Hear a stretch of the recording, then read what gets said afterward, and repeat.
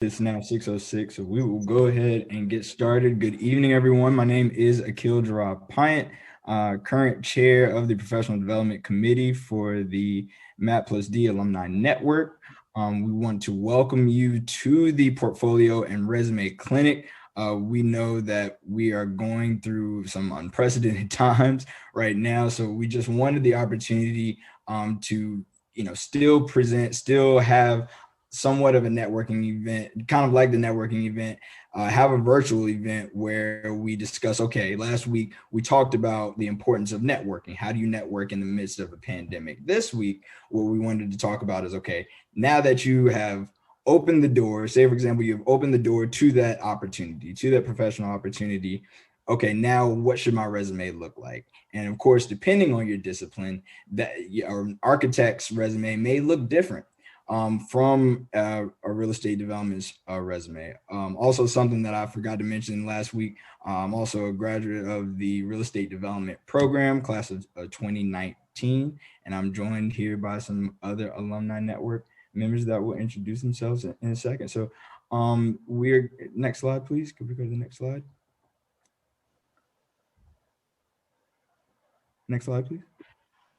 All right. So a little bit about the agenda for today.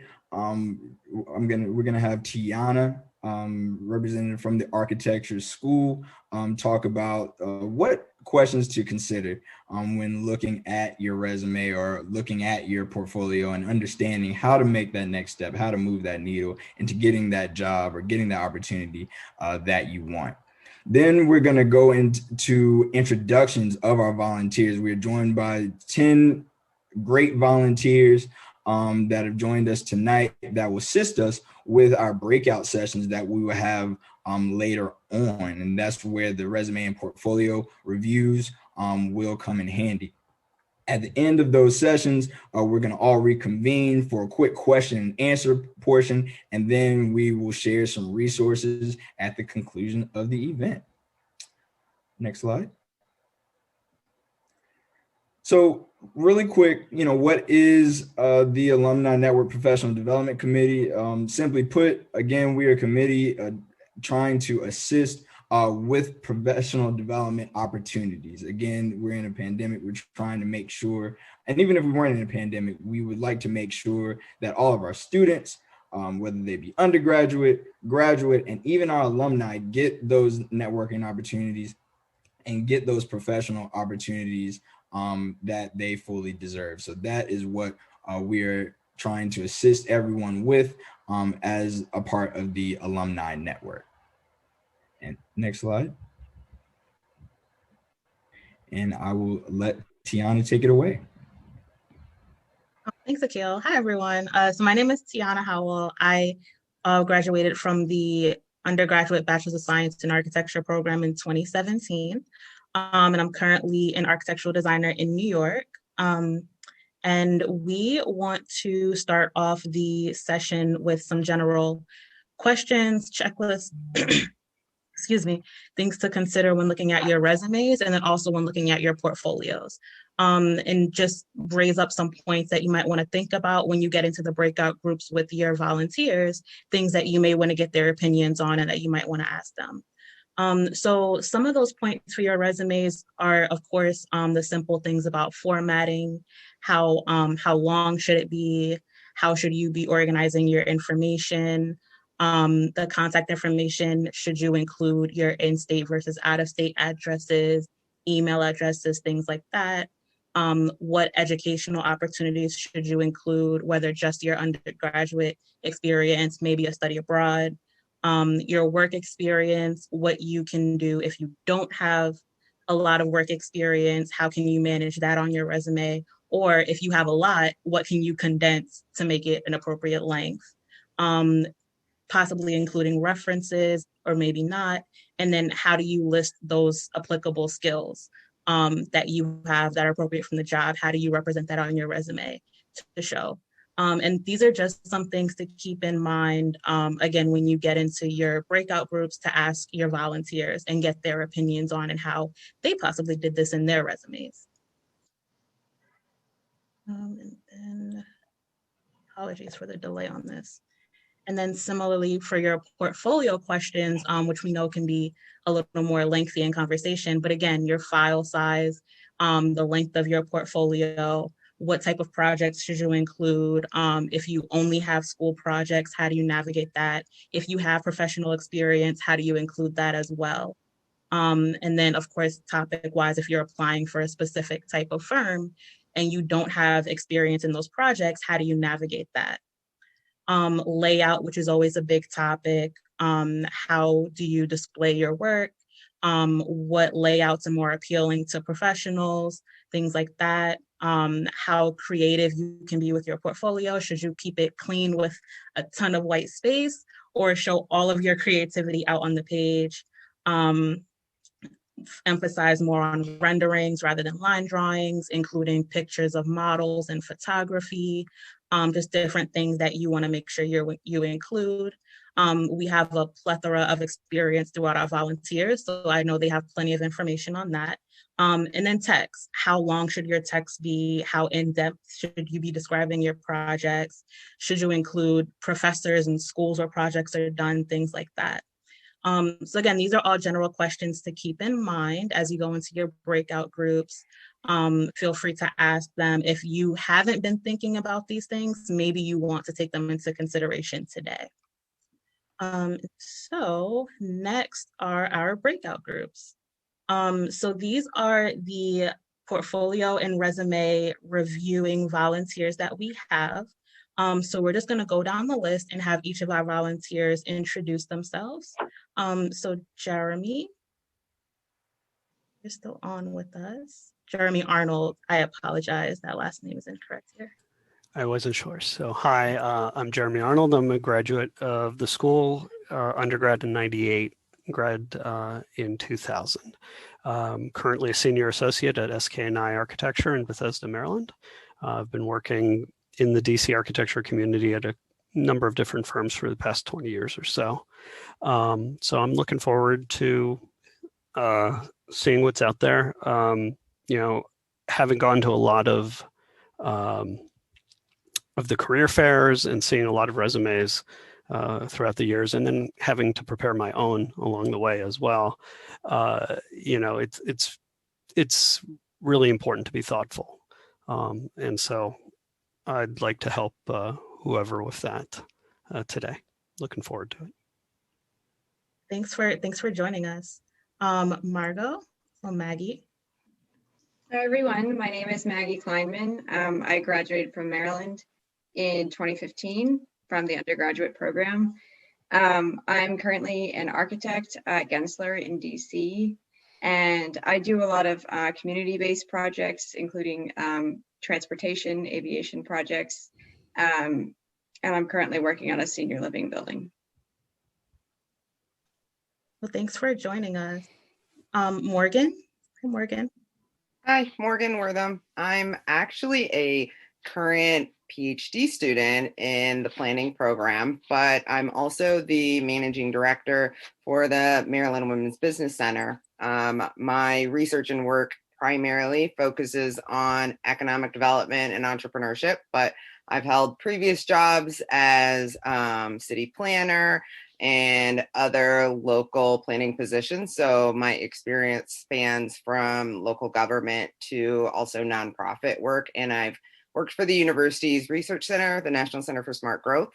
So have a wide variety of experience in different realms of research and practice in urban planning and development. Thank you for joining us today. Excuse me.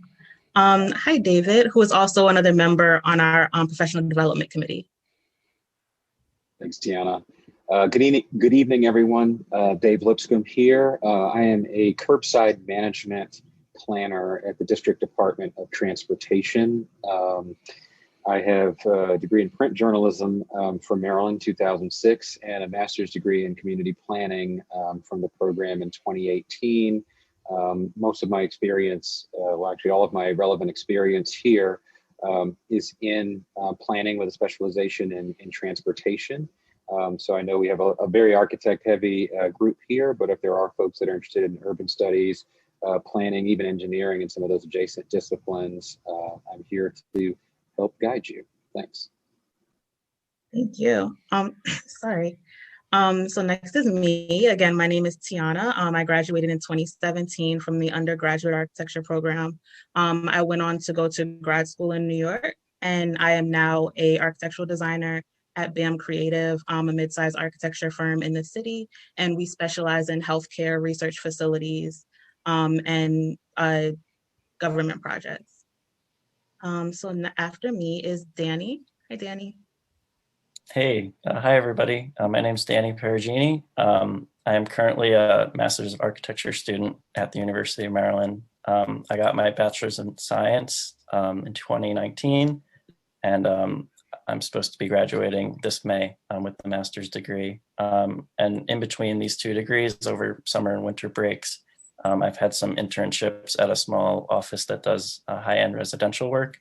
So that's kind of the expertise that I know so far, but I also, I'm really looking forward to helping everybody out here with resume and portfolio, insights that I have. Thanks. And next we have James and Michaela, who are sharing a screen today. Hello. Hi, everyone. Yes, Hello. we are Region. Our company name is Region. We're architectural designers here in the DMV area, but we're based in Baltimore. So our work focuses on residential design. We would do a lot of reconstruction and redevelopment work here in the city, partnering with different investors and contractors local to the city here. We definitely enjoy running our business, and it's pretty much our baby. So we would like to definitely contribute any insight we have to just the professional development advice we've received, and hopefully be able to give you some insight into your resume building experience. Sorry. And Andrea. Hi, Andrea. I think you're on mute. Yeah, I just unmuted myself. Hi, everyone. Good to see everyone.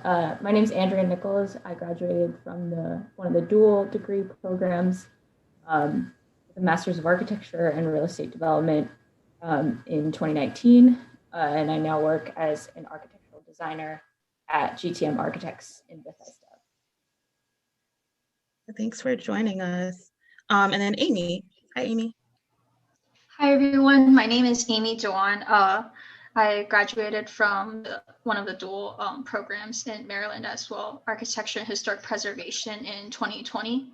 And I'm now currently working at Kojima Building and Design Group in Atlanta, Georgia as a designer.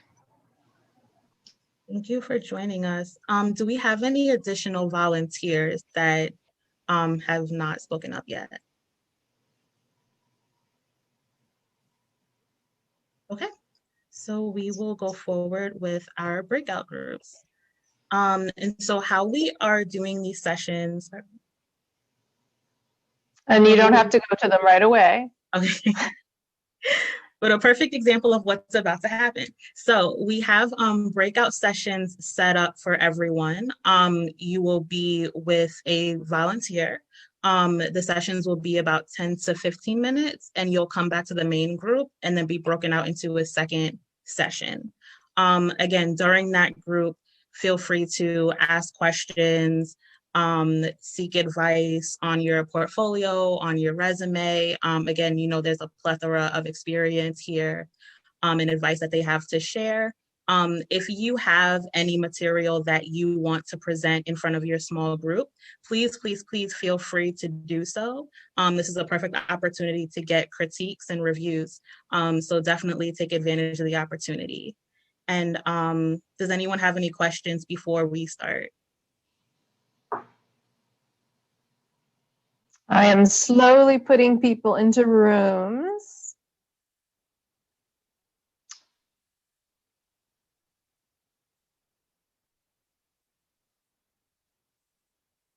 Akil or Dave, did you all have anything to add before we send everyone into our group?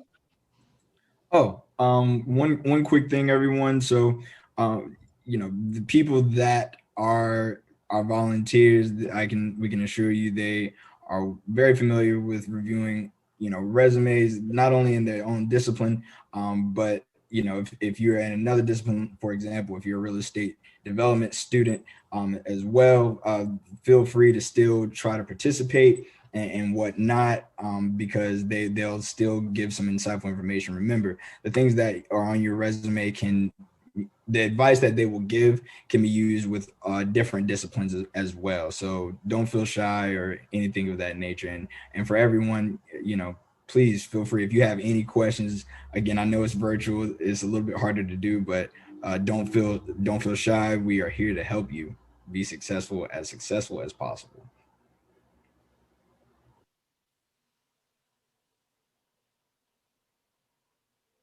Okay, I see the numbers dwindling down, so I'm assuming people are going into their groups. Okay. Great, have fun, everyone. We're back. Was that, everybody like that 5 minutes? Yes. I think 6 minutes. 6 minutes. 5 minutes, 6 minutes. Okay, awesome. Well, I hope everyone got a good insight with everything. So now we are going to jump into our question and answer portion. This is for the volunteers again. What we are going to ask, we're going to ask this four questions. Feel free, anybody can answer this. We'll take about 2 to 3 responses per question. So first question, a general question for our volunteers is, in your professional experience, what do firms look for in resumes and portfolios? This could be some of the same things you talked about in your sessions or anything, but now we're in the general facility with everyone, so feel free to share. I can go ahead and I start out with giving some very pragmatic key advice, and the question I asked before was, does everyone know what an ATS system is? If you don't, look it up. It's applicant tracking system. It's going to help you understand that firms put in job placements the skills and qualifications that they're looking for. And most of those go through an electronic system that look to see if your resume matches those exact skills and qualifications. I said sometimes you can hack that system, and you can even Google hack ATS, and there are some resume scanners so that way you can scan every single time you think you might have the skills for a job. You can match your resume up to that, and then you can kind of tailor that resume if you do have them and kind of put them in there. We did have a question about ATS and portfolios and how it does scans and does that. And I said I didn't know. I don't know. Somebody who is more architecture can give advice on that. But that's one of the first things I say is really look at your skills and qualifications and be able to match them with what the firm is looking for a company. If I can piggyback on that, and I would say, if you get to that interview process, I tell everybody, print out a copy of your resume and have it in front of you when you're in that interview, because you'll be surprised at how quickly you forget what you did yesterday when you get asked the question and you're trying to kind of recall how your skill set relates to what they're looking for. As I just said in our last session, I'm interested in you because I saw your resume and what's on it, but it doesn't 100% speak for itself. I've got to make the connection to the person, and I need that person to tell me how what you've done is going to help me with my needs as the employer. And I think that applies to pretty much any job that you're going to, you're going to apply to, even if the resume or portfolio or whatever documents you have to provide are different. You've really got to make that connection about why you're the person for the job and not anybody else. Awesome. Thank you for that. Okay. Next question. What is the best way to present gaps in employment on a resume? How many professional and educational projects should you include in a portfolio? This could be a either or type of question.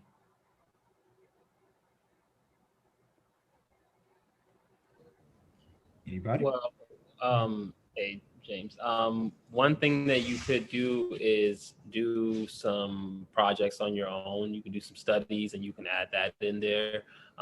If you do want to work as a contractor, meaning you yourself kind of like as a business, you can work for somebody else. You can kind of call up a contractor or somebody in your field that you might want to kind of follow or shadow and say, hey, I just want to learn about it.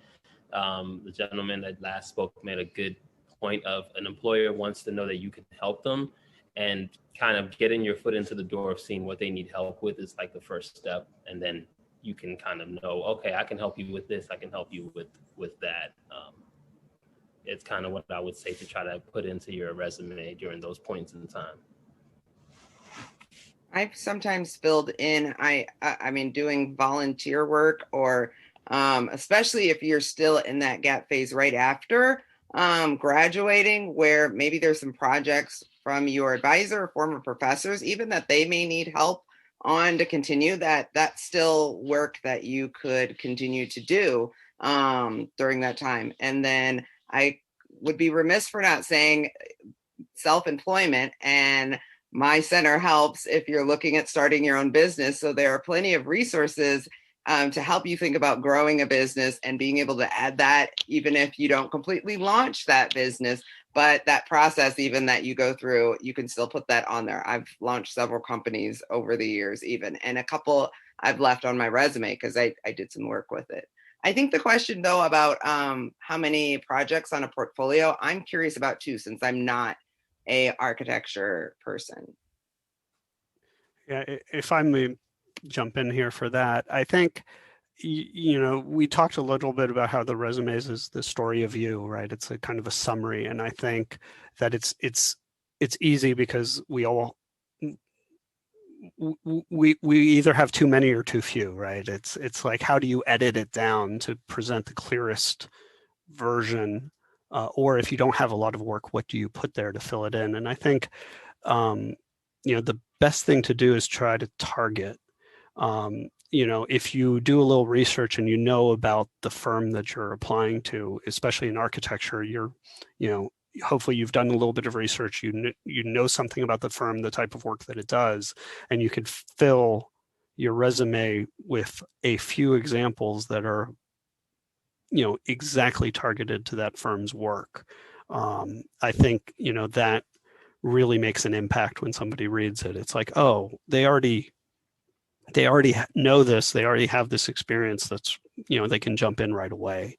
And I think that can be very beneficial if you have that experience. And if you don't, kind of trying to make an analogy and find something that may not be a literal translation, but can help, you know, tell a story about what sorts of things you can bring, whether it's schoolwork or other life experience.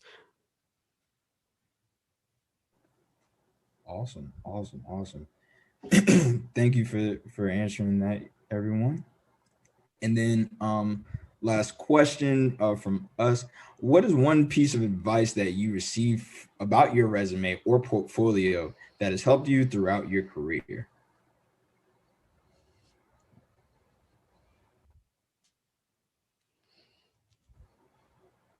Anybody? One thing I'll mention for the architecture students in the room is there was always a really big debate about including your skill sets in those little like circles that gauge like how experienced you are in certain skills, like how much you know Photoshop, how much you know Revit, how much you know Rhino. And I was always told not to do that because you may think you know all of Revit, and the person who's interviewing you is like, they know nothing about Revit. I can already tell. You don't know how that other person is gauging the same skill sets that you have. So it's up to preference, but I was always told not to include that. I know a lot of people see it on student portfolios, but it, you know, that's up to discretion. But that's what I was always told. Yeah, we talked about those graphics. I can't stand them either. They don't tell you anything. And I think if there was any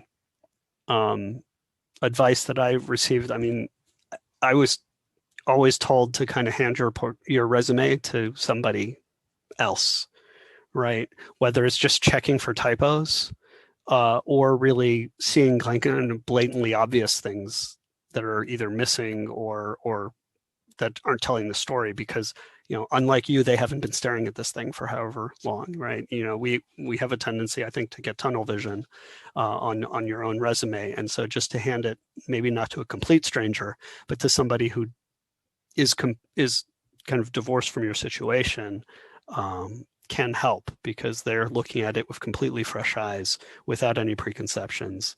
Just, what does this make you feel? Do you see any mistakes here? Do you have any questions? If I can jump in on that, and I am biased because I went through Maryland's journalism program, so I'll say this, but if you know somebody that works in journalism or communications, get that person to look at it, because I guarantee you're using too many words somewhere. I still do it. I did it. I got beaten over the head a million times about word choice, word efficiency, all that sort of stuff. I did it, so others don't have to. But seriously, if you know somebody that has that skill set, I guarantee you they're going to show you a new world in the way that you can present your skills. And again, you can feel free to reach out to me, put my email in the chat. The second thing I would just add is be honest. I think there is a lot of, I think particularly coming out of the undergrad stage, there feels like a lot of pressure to be like, I'm going to be the employee that's going to stay here for 50 years and I'm going to make you proud and I'm going to ascend the ranks and all of that. That may not be the case. I had no idea. As little as 5 years ago, or maybe it's a little longer now, that I would be in planning. It wasn't even on my radar. When I got my degree in journalism, I thought I was going to be a reporter and journalist for the rest of my life. And that's kind of how I carried myself. 2 years in, I realized it was not the industry for me. And as I've had the opportunity in almost every job that I've had to interview people for jobs, you realize you can tell the folks who really sort of have a plan and those who maybe are just using it as a stepping stone. That's fine. It's totally fine. Nobody expects every candidate to be exactly the same and have exactly the same trajectory or goals or anything like that. I have hired people who just said, I'm looking for something to develop a skill set for the next 2 to 3 years, and then I'm gone. And I've had people say, I'm looking to dig into this for the next 10, 15, 20 years. Both candidates are good and viable. And, sometimes that might make the difference of just, stating honestly, what you're looking for and what you're trying to achieve, because it may actually end up lining up better with what the ultimate goals of the employer are. So honesty is paramount.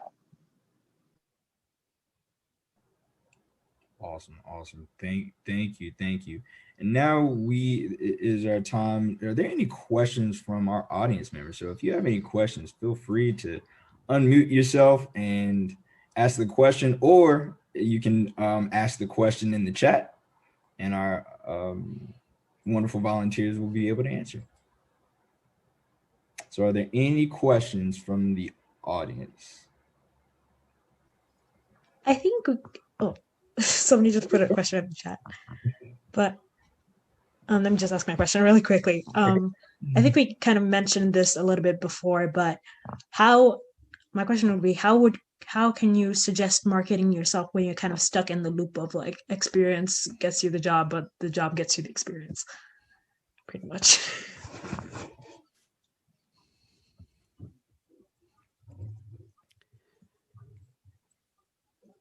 I mean, for architecture, I would say, the career fair, it sounds simple, and even this year it's going to be virtual, so we'll have to see how that works. But, everyone comes to the career fair knowing exactly what it is that they're getting, right? I think, so while it's competitive, I think at that point, you don't have to worry about, do I have the right experience, right? They're coming to the school because they want somebody that can grow with their firm and come up, because like David was saying, you need to hire people at all levels and for all sorts of different reasons. So I think, that's appropriate. And then I'm not sure that initiative is ever bad. I mean, it may not have a high degree of success every time, but, there's nothing wrong with emailing or talking to, as you develop your own personal network, talking to people in it and seeing what's available out there, because you never know what kind of connection you might make. I think we agree with that too. James kind of mentioned it earlier. really just asking for, and we mentioned this in our breakout sessions, asking for informational interviews and using that as an opportunity to see where a firm may need help or further assistance. And you can ask for opportunities directly, like if I can volunteer my time, how would I be of assistance to you? And I don't think, you should be afraid of asking that question. Some people may say they don't need it at this time, but there may be a few that actually do need help. And then you can build your experience that way and get your foot in the door, And there are a plethora of jobs that are outside of firms, like kitchen design jobs, working with contractors, working with real estate agents, that maybe you can get your foot into the door without feeling the fear of, oh, I don't know, maybe Revit or as much as I feel like I should, and then kind of get your foot into the door. So, apply around and, see where that takes you as well. Just wanted to really quickly answer, is it appropriate to reach out to possible employers on LinkedIn? I think it kind of coincides with what we just said. Yeah, that was the first absolutely. And on that note, I would say if you didn't have a chance to see our Networking 101 presentation that we did last week, we have it recorded. So make sure you take a look at that because we talk about the different types of strategies you can use to try to reach out to folks.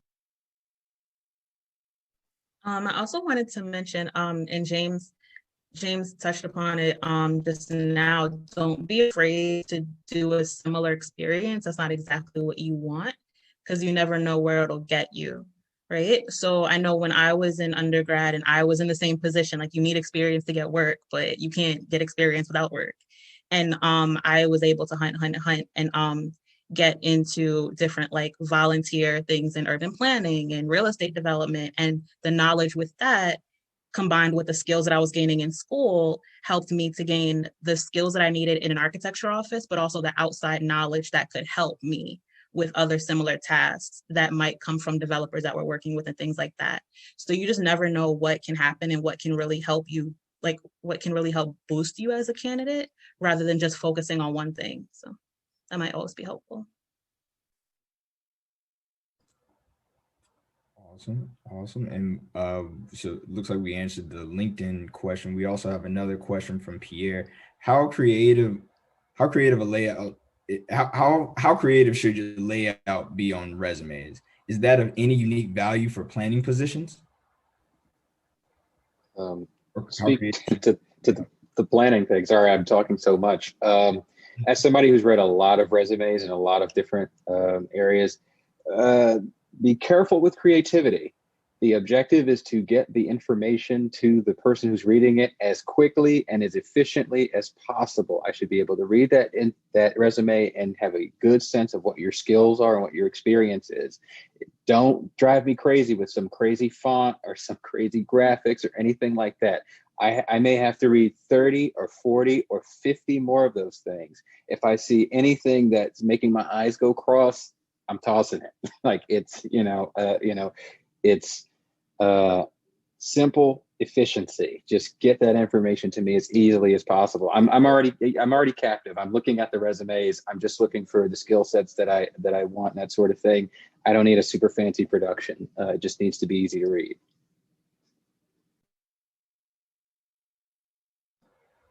Awesome. Any other takes? Final perspectives? I think for architecture, and any of the other designers can answer this as well, but I think for architecture, you might want to read the room. Because if you're applying for like trying to think of from the top of my head, like Bjarke Ingels versus like a Gensler or something. Oh, I know there's a few Gensler people here, but they're different, right? So if you're going for like a big firm that's like has all these like crazy things, and they might want to see that creativity come out. Whereas some other firms are a little more simple and they want to make sure they can read the work and actually see what you can do. Perfect. Thank you, Tiana. All right. Well, that concludes our question and answer portion of the event. Next slide. Just wanted to briefly give out some information about our resources.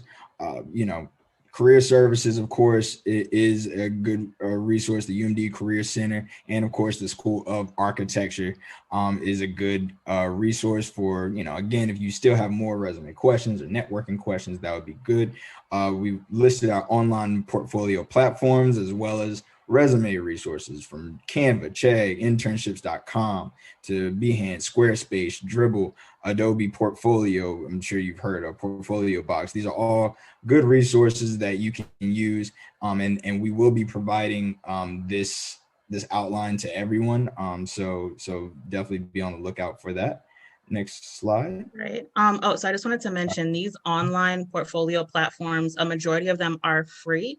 So don't be afraid to bounce around with these. Some of them have regular templates. Some of them have really interesting layout options. So feel free to explore your options, but a majority of those are free. And like Akil said, the resume resources, a lot of those have resume templates and like apps that produce resumes. If you put in your information, it'll kind of organize it for you. So definitely look into some of those as well. Go to the next slide. For sure. And then, finally, if for anybody that is an alum, if you want to get involved in the alumni network, or if you're an undergrad, you want to get involved in the alumni network, please feel free to do so. If you want to join a committee, help plan events, I will provide, my contact information as well. So, we can connect you with the right people and whatnot. But yeah, we would love for anybody here, if you're interested in joining the alumni network, please feel free to contact us as soon as possible, because we would love to have you. And again, we want to, kind of help lift while we climb and help build this network together. All right. And then next slide, I believe that is it. Is that correct? Yep. So thank you everyone for coming to the resume clinic. Volunteers, I appreciate you. We appreciate you so very much. Thank you for your time. And of course, Tiana and Dave and everybody that helped make this happen. We appreciate you as well. So let us know if you have